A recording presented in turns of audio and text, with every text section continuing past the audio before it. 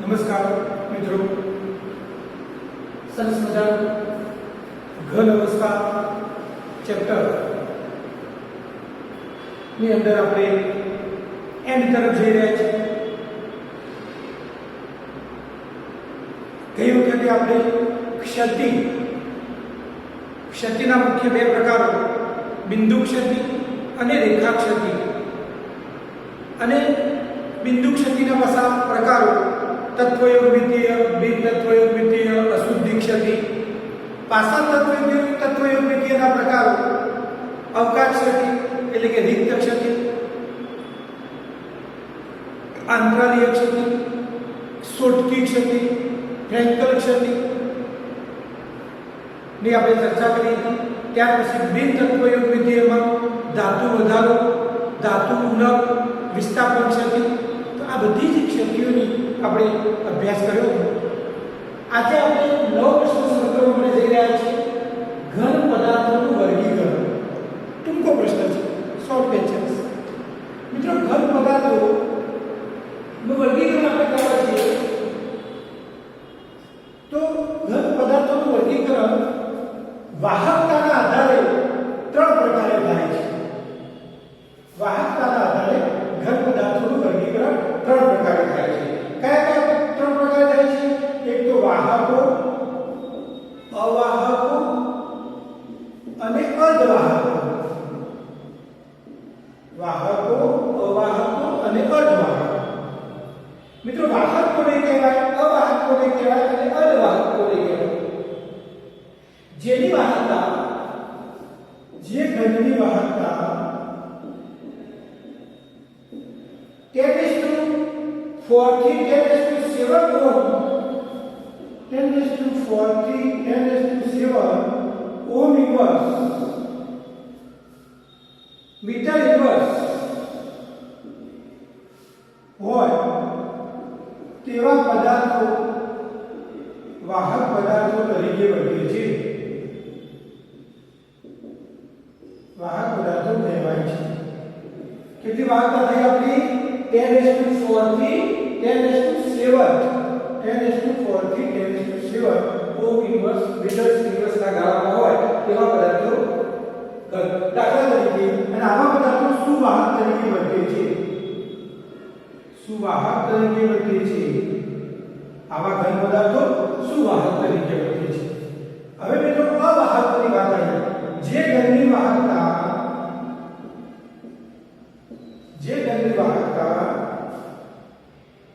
ખૂબ જ ઓછી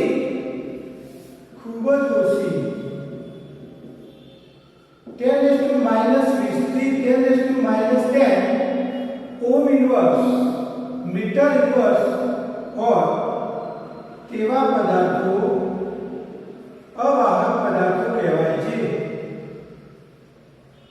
તેવા પદાર્થો અવાહક પદાર્થો કહેવાય છે. કેટલાના ગાળાઓ?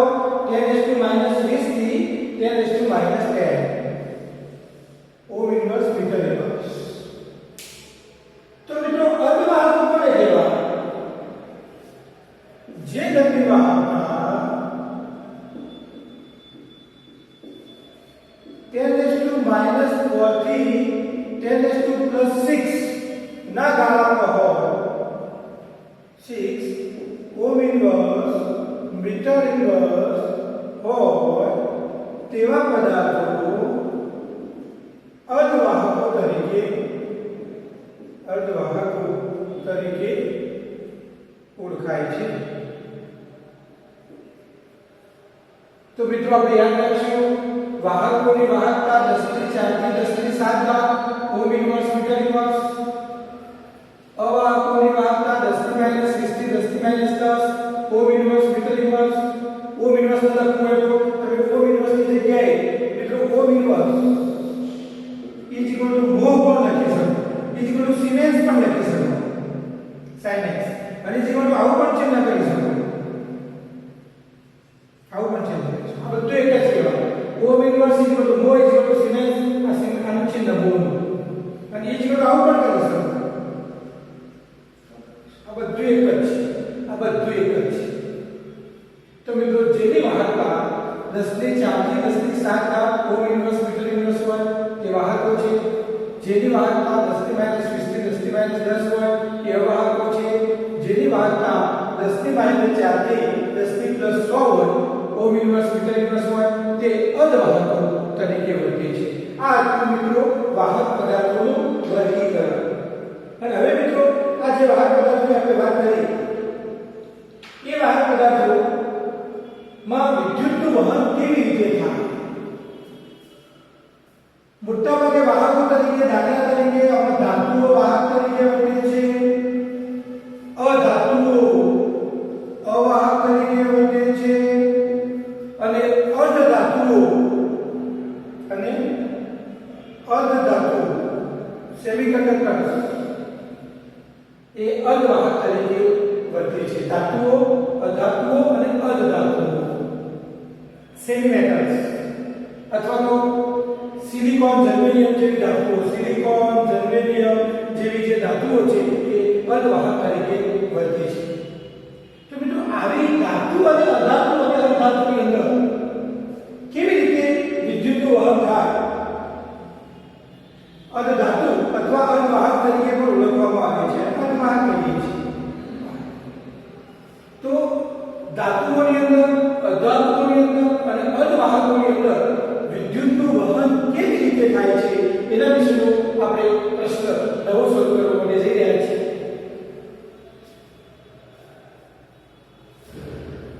એના માટે આપણે નવું શીખવા માટે જઈ રહ્યા છીએ. તો મિત્રો આપણો પ્રશ્ન છે ધાતુઓ, અધાતુઓ અને અર્ધધાતુઓમાં વિદ્યુતનું વહન. ધાતુ,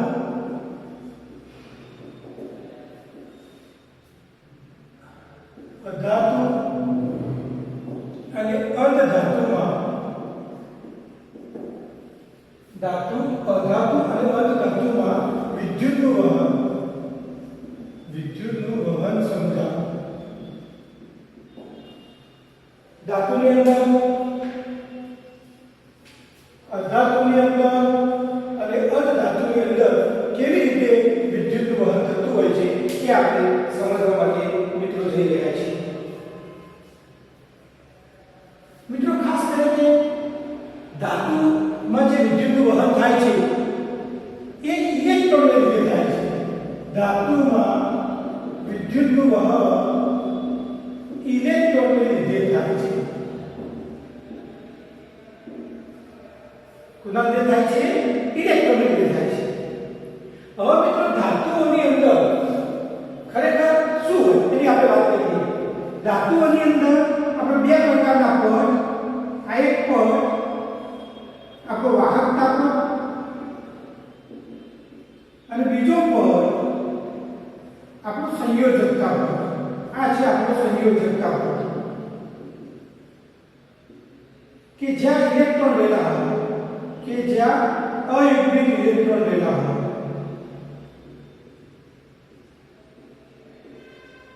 જ્યાં ધાતુના અયુગ્મિક કે જ્યાં ધાતુના અયુગ્મિક ઇલેક્ટ્રોન રહેલા હોય છે. હવે ખરેખર સંયોજકતા પટ અને વાહકતા સંયોજકતા પટ કેવી રીતે રચાય? તો આપણે આણ્વીય કક્ષક ચિતાર ભણ્યા છીએ 11મા ધોરણની અંદર. આણ્વીય કક્ષક ચિતાર પરમાણ્વીય રચના ચેપ્ટરની અંદર આપણે આણ્વીય કક્ષક ચિતાર ભણ્યા છીએ. એમો થિયરી. તો મિત્રો એમો થિયરી મુજબ, એમો વાત મુજબ જ્યારે બે પરમાણુની કક્ષકો ભેગી થાય, ધારો કે એક પરમાણુની કક્ષક NS છે, આ બીજા પરમાણુની કક્ષક NS છે, આ છે પરમાણુની કક્ષક, આ છે પરમાણુની કક્ષક. આ બધી કક્ષકો ભેગી થાય અને એમાંથી આણ્વીય કક્ષકનું નિર્માણ થાય. આપણે આ રીતે આણ્વીય કક્ષકો દર્શાવતા હતા. આ રીતે આણ્વીય કક્ષક, આને આપણે સિગ્મા NS કહેતા હતા, આને આપણે સિગ્મા સ્ટાર NS કહેતા હતા. આ વચ્ચે છે આણ્વીય કક્ષકો છે. ત્યારે કોઈ હાઇડ્રોજનની પરમાણુ કક્ષક, આ હાઇડ્રોજનની પરમાણુ કક્ષક, તો H2 ની આણ્વીય કક્ષક. તો જે વચ્ચે રચાય છે, તો આપણે H2 ની આણ્વીય રચના લખવી હોય, H2 ની આણ્વીય રચના લખવી હોય તો આપણે આવી લખતા હતા કે હાઇડ્રોજનની અંદર એક ઇલેક્ટ્રોન આની પાસે છે, એક ઇલેક્ટ્રોન આની પાસે છે, તો બે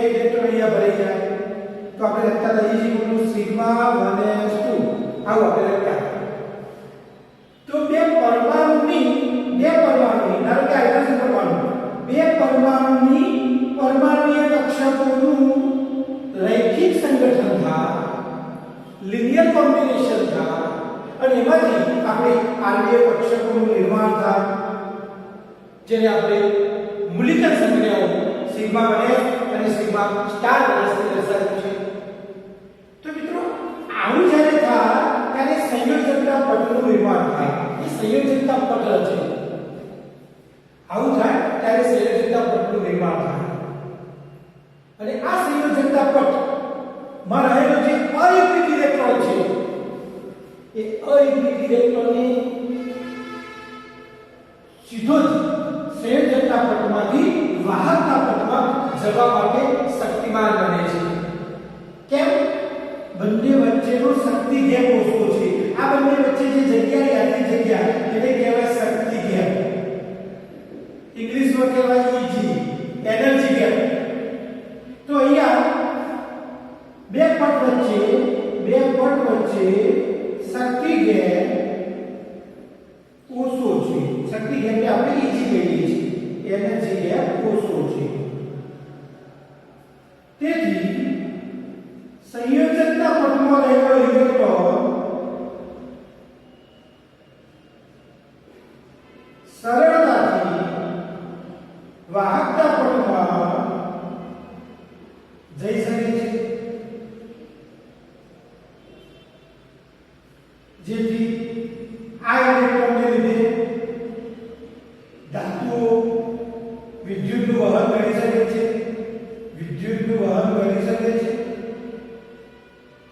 આ બે પટ વચ્ચે ઓછો તફાવત છે, એનર્જી ગેપ ઓછો છે અને એનર્જી ગેપ ઓછો હોવાને લીધે અહીંયા જે સંયોજકતા પટમાં ઇલેક્ટ્રોન રહેલો હોય એ ઇલેક્ટ્રોન એ સરળતાથી અહીંયા જઈ શકે છે અને ઇલેક્ટ્રોન સરળતાથી અહીંયા જતો હોવાથી કેમ જાય છે?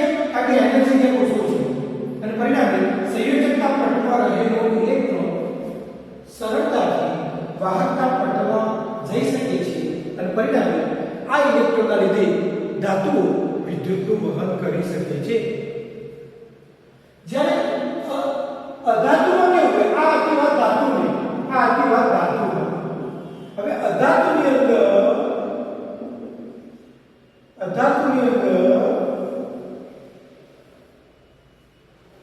મિત્રો અધાતુની અંદર કેવું હોય? તો અધાતુની અંદર સંયોજકતા પટ અને વાહકતા પટ. આપણો સંયોજકતા પટ છે, આ આપણો સંયોજકતા પટ છે, આ આપણો વાહકતા પટ છે, આ વાહકતા પટ, આ આપણો સંયોજકતા પટ. આ બંને વચ્ચે આ જગ્યા છે એને ઈજી કહેવાય, શક્તિ ગેપ. શક્તિ ગેપ છે એને આપણે એનર્જી ગેપ તરીકે ઓળખીએ છીએ, ઈજી. તો અહીંયા જે ઇલેક્ટ્રોન લેવો છે એ ઇલેક્ટ્રોન અહીંયા જવા માટે શક્તિમાન નથી, જઈ શકતો નથી કારણ કે બંને વચ્ચે શક્તિ ગેપ વધ્યું છે. જો અધાતુમાં વાહકતા પટ સંયોજકતા પટ અને વાહકતા પટ વચ્ચે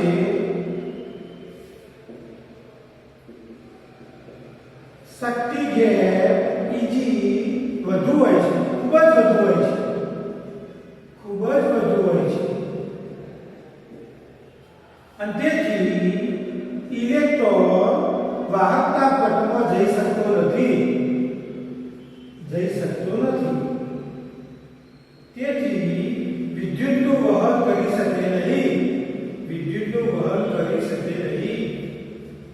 અને માટે મિત્રો ધાતુઓ અથવા અવાહકો એ વિદ્યુતનું વહન કરી શકતા નથી કારણ કે આ સંયોજકતા પટ અને વાહકતા પટ વચ્ચે જે શક્તિ ગેપ છે એ શક્તિ ગેપ ખૂબ જ મોટો હોય છે અને મોટો હોવાને લીધે સંયોજકતા પટમાં રહેલું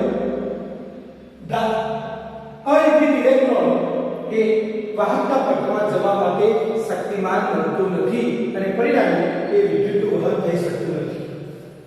હવે વાત કરીએ મિત્રો અર્ધધાતુની અંદર.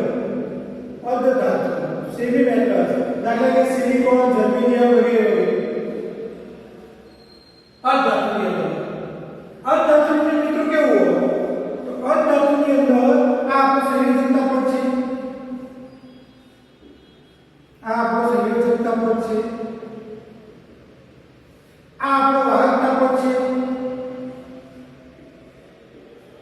આ આપણું વાહકતા પટ છે.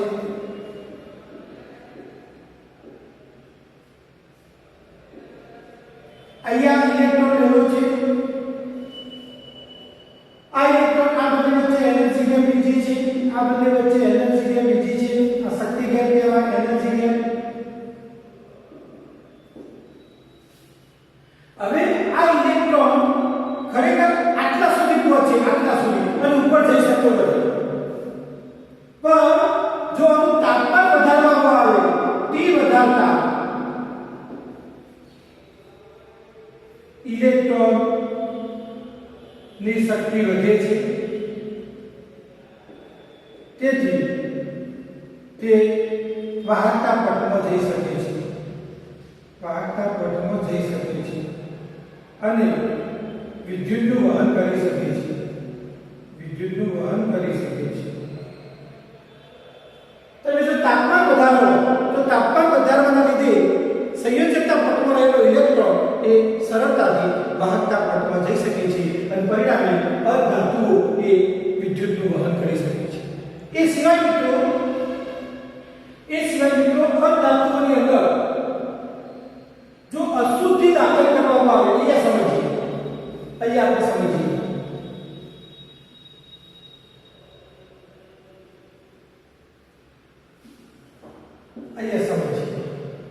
જો અર્ધધાતુમાં અશુદ્ધિ દાખલ કરવામાં આવે,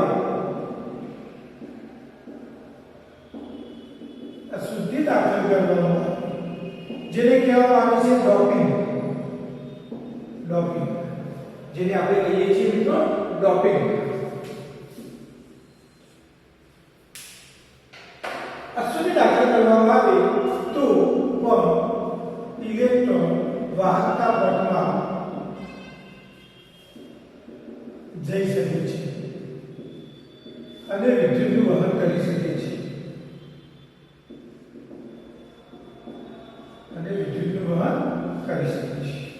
હવે આ ડોપિંગ કરવું એટલે શું? કેવી રીતે ડોપિંગ થાય?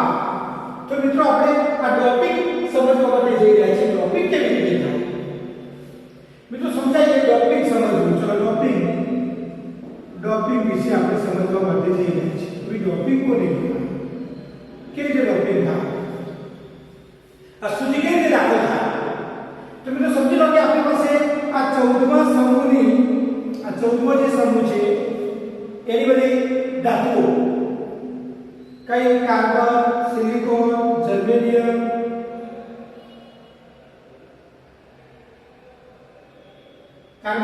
જર્મેનિયમ.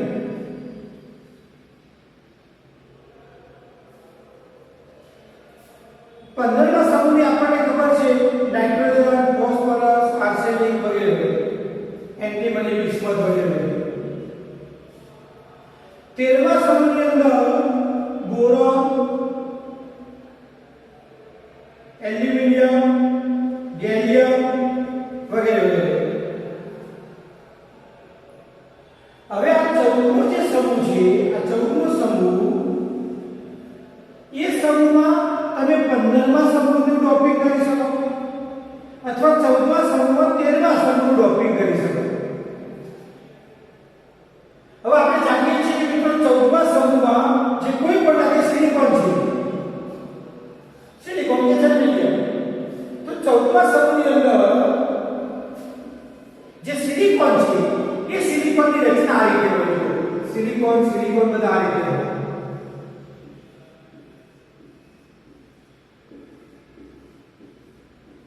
આ બધા સિલિકોન છે, Si જે સમૂહના 14મા સમૂહ, Si આ બધું સિલિકોન. અને એના સંયોજકતા કક્ષકમાં 4 ઇલેક્ટ્રોન, વના સંયોજકતા કક્ષકમાં 4 ઇલેક્ટ્રોન હોય, વના સંયોજકતા કક્ષકમાં 5 ઇલેક્ટ્રોન હોય અને વના સંયોજકતા કક્ષકમાં 3 ઇલેક્ટ્રોન હોય, જેને આપણે વેલેન્સ ઇલેક્ટ્રોન તરીકે ઓળખીએ છીએ. આ છે સંયોજકતા કક્ષકના ઇલેક્ટ્રોન, જેને કહેવાય ઇંગ્લિશમાં valence electron.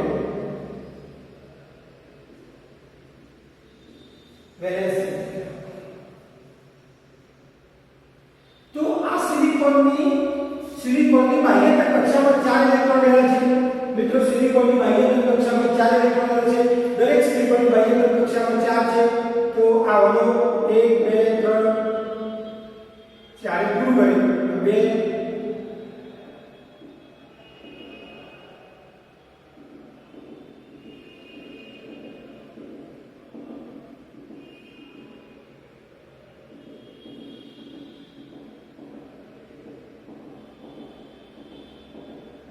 Silicon centre कक्षाમાં 4 electron લેવા છે હવે જો આ 14માં 15માં સમૂહને દાખલ કરવામાં આવે હવે અહીંથી તમે દાખલ કરો છો અશુદ્ધિ દાખલ કરીએ છીએ જેને આપણે ડોપિંગ કહીએ છીએ કારણ 15માં સમૂહને અશુદ્ધ દાખલ કરીએ છીએ 15માં સમૂહને અશુદ્ધિ દાખલ કરીએ છીએ ધારો કે આપણે આર્સેનિક દાખલ કરીએ છીએ તો એ જે આર્સેનિક દાખલ કર્યો હોય 15માં સમૂહ એ આર્સેનિક કોઈ પણ એક સિલિકોનનું સ્થાન લઈ લેશે આ આર્સેનિક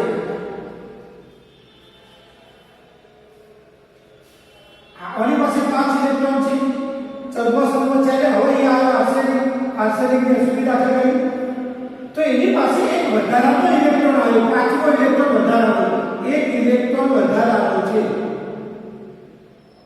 તો જે વધારાનો ઇલેક્ટ્રોન છે અહીંયા ગોઠવાય છે અને આ ઇલેક્ટ્રોનને આપણે કહીએ છીએ ચલિત ઇલેક્ટ્રોન અથવા તો વિસ્થાનિકૃત ઇલેક્ટ્રોન અથવા તો ડિલોકલાઇઝ્ડ ઇલેક્ટ્રોન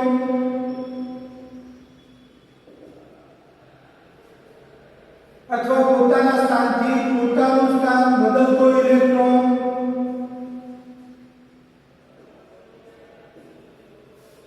આ બધાનો ઇલેક્ટ્રોન જે અહીંયા આવ્યો એ ઇલેક્ટ્રોનની સંખ્યા વધી ગઈ અને ઇલેક્ટ્રોનની સંખ્યા વધવાના લીધે આને નેગેટિવ પ્રકારના આ ઇલેક્ટ્રોન વિભાજન છે એક ઇલેક્ટ્રોન વધુ આવે છે એટલે કે ઇલેક્ટ્રોનનો વિભાગ શું છે તેથી આને કહેવામાં આવે છે મિત્રો નેગેટિવ પ્રકારના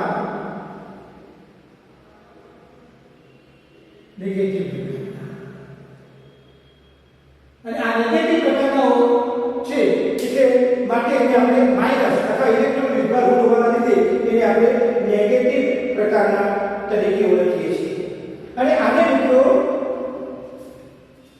ઘણી વખત n પ્રકારનો અર્ધવાહક નેગેટિવ એટલે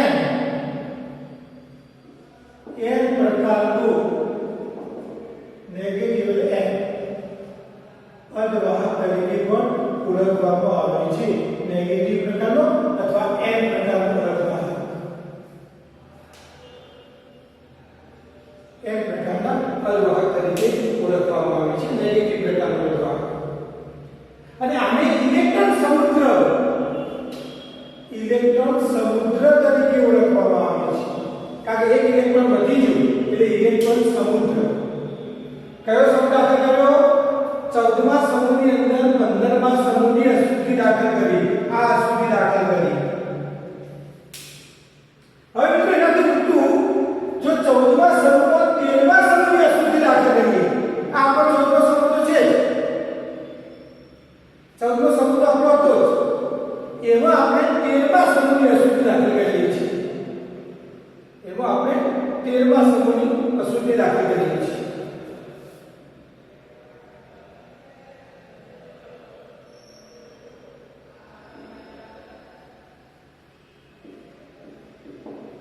એની અંદર આપણે 13મા સમૂહની અશુદ્ધિ દાખલ કરીએ છીએ તો મિત્રો 13મા સમૂહની અશુદ્ધિ તરીકે ધારો કે બોરોન દાખલ કરીએ 13મા સમૂહની અશુદ્ધિ તરીકે આપણે બોરોન દાખલ કરીએ અહીંયા 13મા સમૂહની અશુદ્ધિ દાખલ કરીએ છીએ કે જેની પાસે 3 ઇલેક્ટ્રોન છે કોની પાસે 4 ઇલેક્ટ્રોન હતા હવે 3 ઇલેક્ટ્રોન વાળી બોરોન દાખલ કરીએ છીએ હવે એના પાસે 3 જ ઇલેક્ટ્રોન છે એટલે અહીંયા ખૂટી 3 જ તો અહીંયા પેલા સિલિકોનના વધારાના ઇલેક્ટ્રોનના લીધે અહીંયા ઘન છિદ્ર ઉદ્ભવે છે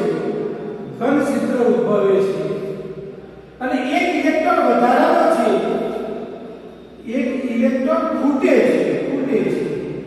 and therefore ઘન છિદ્ર બને છે, ઘન છિદ્ર ઉદ્ભવે છે અને આને કહેવામાં આવે છે પોઝિટિવ પ્રકારનો અર્ધવાહક, અને p પ્રકારનો અર્ધવાહક પણ કહેવામાં આવે છે, p પ્રકારનો અર્ધવાહક, p પ્રકારનો અર્ધવાહક, આ તો n પ્રકારનો અર્ધવાહક. તો આ રીતે મિત્રો p અને n પ્રકારના અર્ધવાહકો ઉત્પન્ન થાય છે. અહીંયા આપણે બોરોનની સુવિધા દાખલ કરી, અહીંથી આપણે બોરોનની સુવિધા દાખલ કરી, આમાંથી આપણે આર્સેનિક સુવિધા દાખલ કરતા. તો આ રીતે મિત્રો આપણે ધાતુઓમાં, અધાતુઓમાં અને અધાતુઓમાં વિદ્યુતનું વહન થાય છે. અને અધાતુઓની અંદર નેગેટિવ પ્રકારના સમૂહ 15 નું ડોપિંગ કરીએ તો અને પોઝિટિવ પ્રકારના સમૂહ 13 નું ડોપિંગ કરીએ તો સમૂહ 15 નું ડોપિંગ કરીએ તો આ નેગેટિવ પ્રકારના અને સમૂહ 13 નું ડોપિંગ તો પોઝિટિવ પ્રકારના અર્ધવાહકો બને છે. અને મિત્રો આ બંને ભેગું કરીને નેગેટિવ અને પોઝિટિવ ભેગું કરીને ઘણી વખત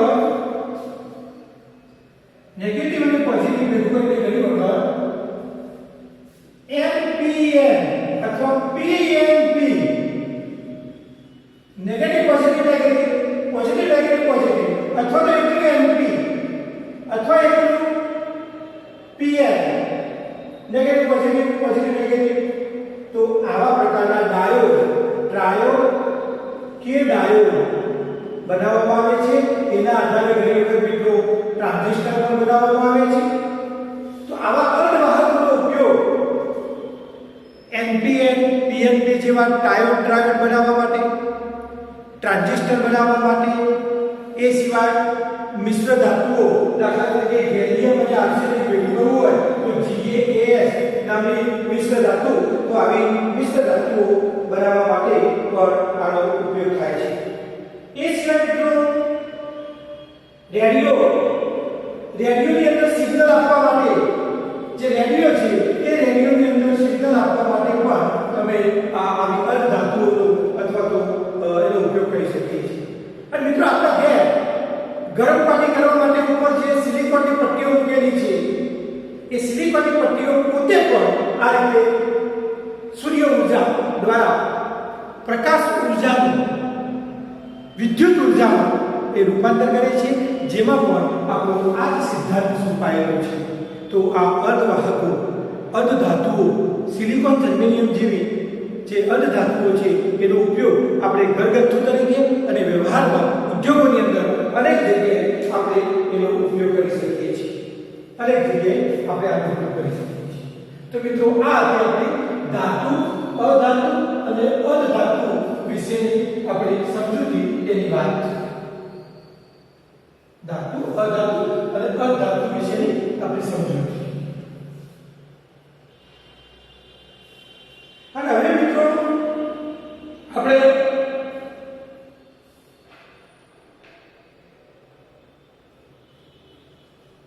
પાંચ શબ્દો સમજવા માટે જઈ રહ્યા છીએ. ચુંબકીય ગુણધર્મો સમજવા માટે જઈ રહ્યા છીએ. અને એ ચુંબકીય ગુણધર્મો, પાંચ પ્રકારના ચુંબકીય ગુણધર્મો આપણે સમજવા માટે જઈ રહ્યા છીએ. કયા ચુંબકીય ગુણધર્મો? તો જોજો. ચુંબકીય ગુણધર્મો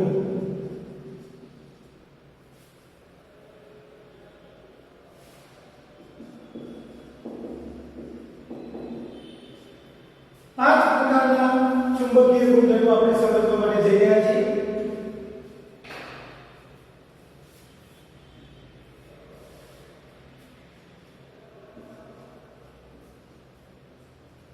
પાંચ પ્રકાર.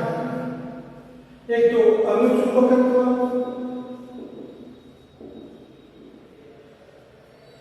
એક તો પ્રતિચુંબકત્વ, એક લોહ ચુંબકત્વ,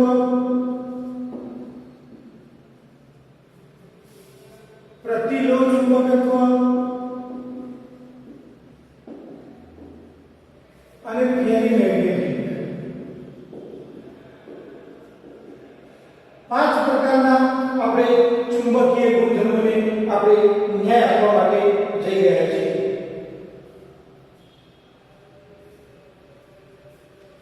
હવે ઉદાહરણ લઈએ, દાખલા તરીકે મિત્રો આપણી પાસે Cu+2 છે અને અહીંયા ઉદાહરણ લઈને મજાનું Cu+1. જો આ બંને ઉદાહરણ દ્વારા આપણે અનુચુંબકત્વ અને પ્રતિચુંબકત્વ સમજીએ. હવે મિત્રો Cu આપણો 19 નંબરનું તત્વ છે. એની ઇલેક્ટ્રોન રચના આર્ગોન,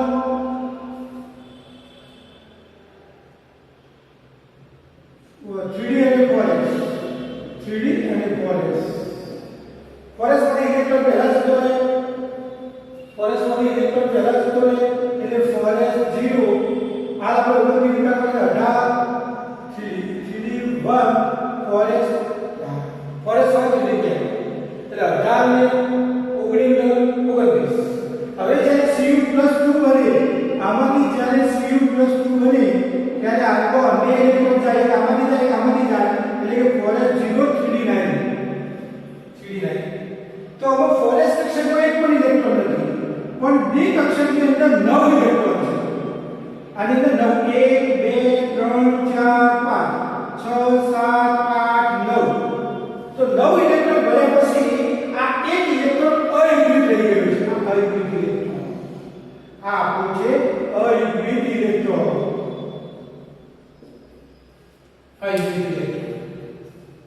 અને મિત્રો અયુગ્મિત ઇલેક્ટ્રોનને લીધે તો અહીંયા અયુગ્મિત ઇલેક્ટ્રોન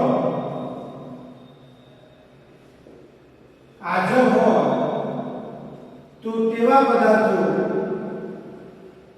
અનુચુંબકીય ગુણધર્મ ધરાવે છે. બીજા ઉદાહરણ આપણે આપવા હોય તો મિત્રો O2 Fe+3 Cl+3. દાખલા તરીકે હજુ બીજું એક ઉદાહરણ આપણે આપ્યું Cu+2, બીજું ઉદાહરણ O2 Fe+3 Cl+3. આ બધા આપણે ઉદાહરણ આપવા હોય તો એ ઉદાહરણ તરીકે આપી શકીએ છીએ. તો જે પદાર્થો અયુગ્મિત ઇલેક્ટ્રોન ધરાવે છે અથવા અયુગ્મિત ઇલેક્ટ્રોન હાજર હોય, જેમાં અયુગ્મિત ઇલેક્ટ્રોન હાજર હોય તે અનુચુંબકીય ગુણધર્મ ધરાવે છે. હવે વાત આવી મિત્રો પ્રતિચુંબકીય ઉદાહરણ છે આપણે Cu+1. ચલો Cu 29 નંબરનું તત્વ, ઇલેક્ટ્રોન રચના આર્ગોન, ફોરેસ 1 3d10. ચલો એમાંથી આપણે Cu+1 બનાવીએ. Cu+1 બનાવીએ 29 નંબરનું તત્વ, તો આર્ગોન, ફોરેસ 0 3d10.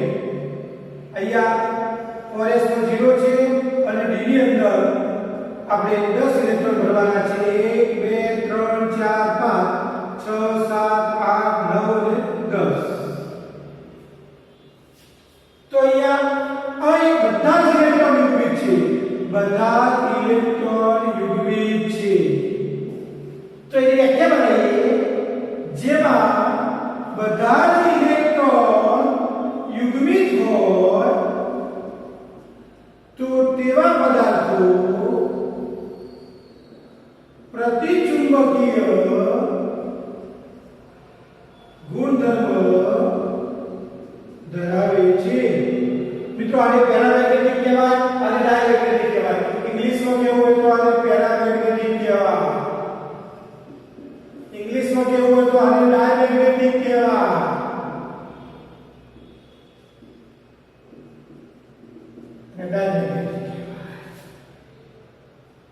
બધા જ ઇલેક્ટ્રોન યુગ્મિત હોય તો તે પ્રતિચુંબકત્વ ગુણધર્મ ધરાવે છે, એટલે કે ડાયમેગ્નેટિઝમ ધરાવે છે. હજુ પણ કેવું હોય તો એક પણ ઇલેક્ટ્રોન અયુગ્મિત હોતો નથી. એક પણ ઇલેક્ટ્રોન અયુગ્મિત હોતો નથી. દાખલા તરીકે તમે Cu+1 ઉદાહરણ તરીકે આપી શકો. એ સિવાય ઉદાહરણ તરીકે NaCl H2O બેન્ઝીન. હજુ પણ બીજું ઉદાહરણ આપવું તો મીઠું H2O બેન્ઝીન. આ બધા પદાર્થો મિત્રો એ પ્રતિચુંબકત્વ ગુણધર્મ ધરાવે છે. હવે મિત્રો લોહ ચુંબકત્વ ની વાત આવી તો લોહ ચુંબકત્વ ધરાવતા પદાર્થો ઉદાહરણ તરીકે લઈએ. અહીંયા લોહ ચુંબકત્વની વાત કરીએ છીએ. અહીંયા તો લોહ ચુંબકત્વ ધરાવતા પદાર્થો દાખલા તરીકે Fe, CO, Ni, Gd, chromium dioxide આ બધા પદાર્થો, iron, cobalt, nickel, gadolinium, chromium dioxide આ બધા પદાર્થો લોહ ચુંબકત્વ તરીકે વર્તે છે. કેવી રીતે લોહ ચુંબકત્વ તરીકે વર્તે અને એની આપણે વાત કરીએ તો મિત્રો અહીંયા આખો જે ઇલેક્ટ્રોન ગોઠવાયેલા છે એ ઇલેક્ટ્રોનનું આખું ડોમેન બને છે. ડોમેન આખું ઇલેક્ટ્રોન જે ગોઠવાયેલા હોય છે એ ઇલેક્ટ્રોનનું આખું ડોમેન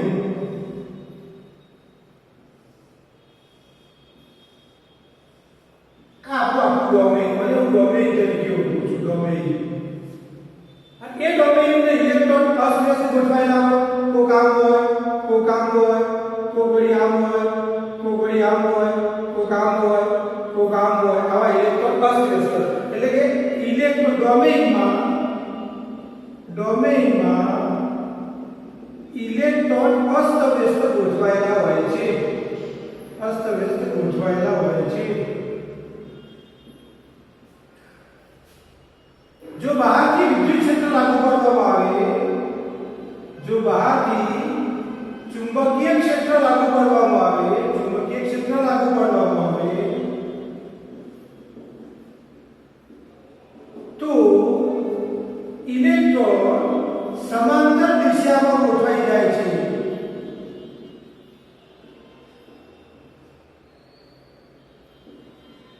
અને કાયમી ચુંબકત્વ પ્રાપ્ત કરે છે.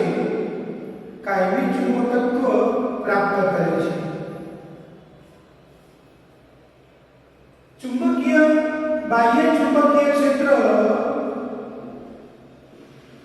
દૂર કરતા તેનું ચુંબકત્વ નષ્ટ થતું નથી. ચુંબકત્વ નષ્ટ થતું નથી. કેવી રીતે ગોઠવાઈ જાય છે?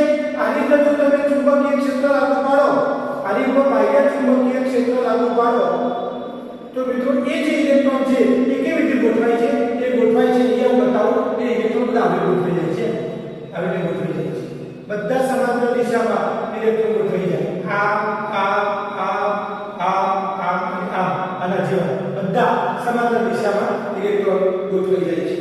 અને પરિણામે સમાંતર દિશામાં ગોઠવાતા હોવાથી આ કાયમી ચુંબક તરીકે વર્તે છે. એના પરથી બાહ્ય ચુંબકીય ક્ષેત્ર લાગુ કરવામાં આવે તો સમાંતર દિશામાં ગોઠવાય છે અને દૂર કરીએ તો પણ ચુંબકત્વ નષ્ટ થતું નથી અને તેથી તે કાયમી ચુંબક તરીકે વર્તે છે. કાયમી ચુંબકત્વ પ્રાપ્ત કરે છે. પ્રતિલોહ ચુંબકત્વમાં કેવું હોય તો મિત્રો પ્રતિલોહ ચુંબકત્વ અહીંયા કેવું હોય તો પ્રતિલોહ ચુંબકત્વની અંદર જે આ ડોમેન ગોઠવાયેલા હોય આની વાત કરીએ પ્રતિલોહ ચુંબકત્વ. તો પ્રતિલોહ ચુંબકત્વની અંદર એક ઇલેક્ટ્રોન સીધો બીજો ઊંધો, એક સીધો બીજો ઊંધો, એક સીધો બીજો ઊંધો આ રીતે ઇલેક્ટ્રોન ગોઠવાયેલા હોય છે. આ રીતે ઇલેક્ટ્રોન ગોઠવાયેલા હોય છે. હવે આ સમાંતર ભ્રમણ વિરુદ્ધ ભ્રમણ, સમાંતર ભ્રમણ વિરુદ્ધ ભ્રમણ, સમાંતર ભ્રમણ વિરુદ્ધ ભ્રમણ અને આના લીધે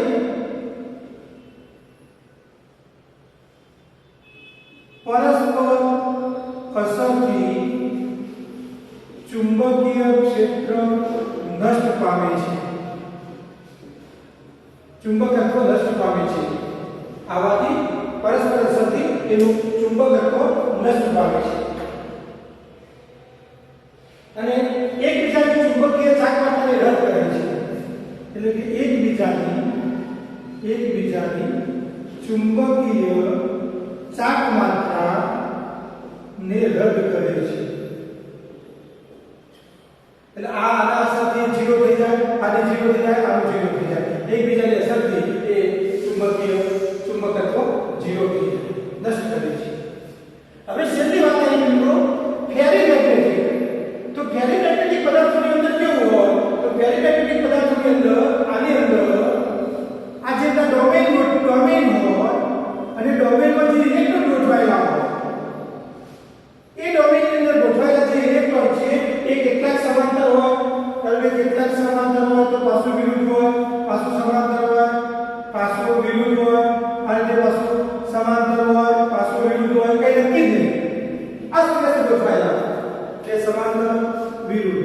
વિરુદ્ધ તો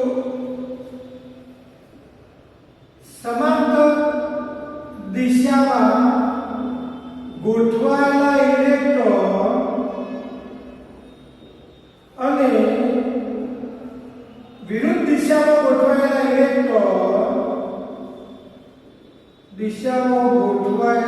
ઇલેક્ટ્રોન ની સંખ્યા સમાન હોતી નથી. એટલે કે આ ઇલેક્ટ્રોન જે ગોઠવાયેલો હોય એની સંખ્યા ઇઝ નોટ ઇક્વલ ટુ આ જે ઇલેક્ટ્રોન ગોઠવાયેલો છે એની સંખ્યા, આની સંખ્યા. તો સમાંતર દિશામાં ગોઠવાયેલા ઇલેક્ટ્રોનની સંખ્યા ઇઝ નોટ ઇક્વલ ટુ વિરુદ્ધ દિશામાં ગોઠવાયેલા ઇલેક્ટ્રોનની સંખ્યા, એ બંને સમાન હોતી નથી. આવા પદાર્થો એ ફેરીમેગ્નેટિઝમ પદાર્થો તરીકે ઓળખાય છે. દાખલા તરીકે Fe3O4, Mgfe2O4, દાખલા તરીકે Fe3O4, Mgfe2O4, આ બધા પદાર્થો એ ફેરીમેગ્નેટિઝમ પદાર્થો તરીકે ઓળખાય છે. અને મિત્રો આવા પદાર્થોને ગરમ કરવામાં આવે, જો આને નીચેથી ગરમ કરવામાં આવે, ચલો ગરમ કરતા એટલે કે તાપમાન વધારતા તે ફેરીમેગ્નેટિઝમ ગુમાવે છે,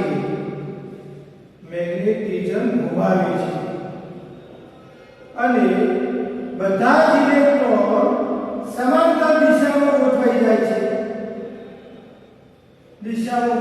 જાય છે, અને તેથી તે અનુચુંબકીય તરીકે વર્તે છે, તે અનુચુંબકત્વ પ્રાપ્ત કરે છે. આના જેવું થઈ જાય, બધા સમાંતર દિશાની અંદર ઇલેક્ટ્રોન ગોઠવાઈ જાય. તો તમે આને ગરમ કરો, એ આઈડિયાને હીટ આપો, આમ કરીને ગરમ કરો. જો ગરમ કરો એટલે કે તાપમાન વધારવામાં આવે તો આ જે ઇલેક્ટ્રોન ઊંધો છે એ સીધો થઈ જાય, ઊંધો છે એ સીધો થઈ જાય, ઊંધો છે એ સીધો થઈ જાય. તો બધા જ ઇલેક્ટ્રોન આ રીતે થઈ જાય, અને આ રીતે એ અનુચુંબકત્વ પ્રાપ્ત કરે છે. આ મિત્રો બધા પ્રકારના ઉદાહરણ. આની અંદર પ્રતિરોધ ચુંબકત્વની વસ્તુ ઉદાહરણ આપવું હોય તો તમે મેંગેનીઝ ઓક્સાઇડ ઉદાહરણ આપી શકો. કેમેરો એ ઉદાહરણ તરીકે તમે આપી શકો છો, મેંગેનીઝ ઓક્સાઇડ. તો આ મિત્રો ચુંબકીય ગુણધર્મોની વાત, બધા જ પ્રકારના ચુંબકીય ગુણધર્મો અહીંયા આપણે ન્યાય આપ્યો છે. અહીંયા આપણું સરસ મજાનું ચેપ્ટર પૂરું થાય છે. હવે આપણે નેક્સ્ટ લેક્ચરની અંદર સ્વાધ્યાયના દાખલાઓ, સ્વાધ્યાયના પ્રશ્નો આપણે સોલ્વ કરવાનો, એક્સરસાઇઝ સોલ્વ કરવાનો પ્રયત્ન કરીશું. અહીંયા આપણું ઘન અવસ્થા ચેપ્ટરના બધા જ પ્રશ્નો અહીંયા પૂરા થાય છે. ઘરે રહો, સુરક્ષિત રહો. Thank you very much. અહીંયા આપણે આ લેક્ચરને વિરામ આપીએ છીએ.